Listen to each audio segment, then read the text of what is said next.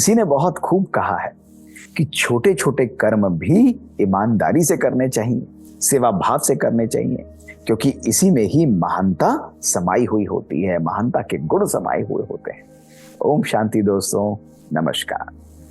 दोस्तों, कभी कभी जिंदगी के अंदर ऐसी परिस्थितियां आती हैं कि ज्ञान तो हमें मिल जाता है लेकिन समझ हमको नहीं मिल पाती। दोस्तों, इसी समझ की ये अद्भुत कहानी है, ये व्यवहारिक कहानी। दोस्तों, एक बारी एक महात्मा के पास बहुत सारे शिष्यों का ग्रुप था। उन सबकी पढ़ाई पूरी हो चुकी थी। दोस्तों, उस महात्मा ने उन सबको कहा कि भाई देखो, आज आप सब गुरुकुल को छोड़ के जाने वाले, लेकिन इस गुरुकुल को छोड़ने से पहले मैं आप सबकी एक आखिरी परीक्षा लेना चाहूंगा, एक रेस के रूप में। सबने कहा कि गुरुजी, हम तो बिल्कुल तैयार हैं, आप जो बोलेंगे हम वो कर कर दिखाएंगे। गुरु ने कहा कि देखो, इस परीक्षा में केवल एक ही एम होगा आपका, वो है कि आपको किसी तरह जीतना है। सबने कहा गुरुजी, हम बिल्कुल तैयार हैं। तो गुरुजी ने कहा कि देखो, आपको इस आश्रम से आरंभ करके जंगल के अंदर मैंने एक मार्ग बनाया है, उस मार्ग पर से दौड़ते हुए आपको वापस शाम तक इसी आश्रम में वापस आना है, और जो पहले आ गया उसको विजयी घोषित किया जाएगा। दोस्तों, सारे शिष्य जो है वो दौड़ने लग गए इकट्ठे। दोस्तों, सायं हुई और सायं होते होते कुछ शिष्यों का ग्रुप पहले आया और दूसरे शिष्यों का ग्रुप कुछ समय बाद फिर आया, और कुछ शिष्य जो हैं वो आखिरी में धीरे धीरे वहां पर आए और वो तीसरा ग्रुप दोस्तों बन गया। तो पहले आने वाले शिष्य बहुत खुश थे कि भाई वो विजयी हो चुके हैं, उनका ग्रुप जीत चुका है। दोस्तों, तो महात्मा जी मुस्कुराने लगे। उन्होंने कहा कि भाई, इससे पहले मैं आपको विजयी घोषित करूं, मैं आपका अनुभव सुनना चाहूंगा कि कैसी आपकी रेस थी। तो पहले शिष्यों का ग्रुप बोला कि महात्मा जी, रेस तो बहुत अच्छी थी लेकिन कठिन बहुत थी। वहां पर अलग प्रकार के गड्ढे भी थे, वहां पर अलग अलग प्रकार के रास्ते थे, टेढ़े मेढ़े थे, ऊंचाइयां थी, हमको नदियों को भी पार करना था, लेकिन गुफा का रास्ता सबसे कठिन था महात्मा जी। तो महात्मा मुस्कुराने लगे। उन्होंने कहा, ऐसा क्यों?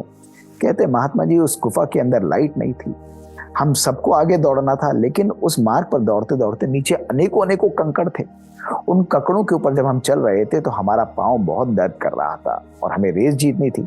तो हमने तो क्या किया, हमने एक दूसरे को धक्का देना चालू कर दिया, लोगों को गिराते गए, जो गिरते उनके ऊपर से पांव रख के हम आगे बढ़ते चले गए, और इस प्रकार से हमारा पांव भी इंजर होने से बच गया और हम रेस में आ गया। तो महात्मा जी मुस्कुराने लगे। मैं कहा, भाई ये तो बहुत ही अच्छा किया, बिल्कुल इस कारण तुम फर्स्ट आ गए। अब उन्होंने कहा, दूसरे वालों से भी पूछ लेते हैं। उन्होंने कहा, आपने क्या किया? उन्होंने कहा, महात्मा जी, हमारा भी यही अनुभव था।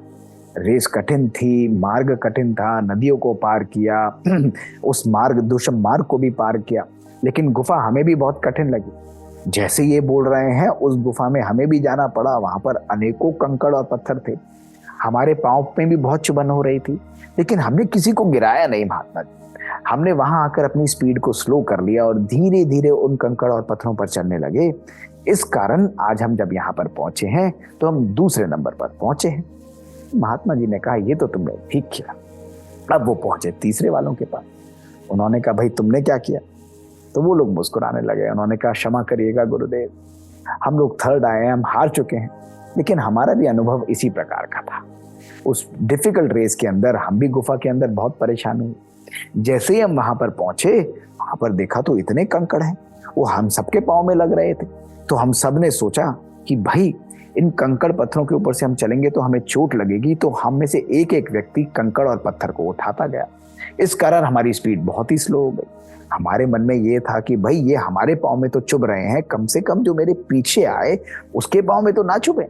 इस कारण हम कंकड़ और पत्थरों को उठाते गए और उनको फेंकने की बजाय अपनी ही जेबों में रखते चले गए, और मार्ग साफ होता गया। तो पीछे वालों को आसानी हो रही थी, आगे वालों को कष्ट हो रहा था, लेकिन ऐसा करने में समय गया। लेकिन महात्मा जी, अब जो भी उस गुफा से जाएगा उसको उस मार्ग में कष्ट नहीं होगा, वो उस गुफा को बहुत ईजी तरीके से पार कर पाएगा।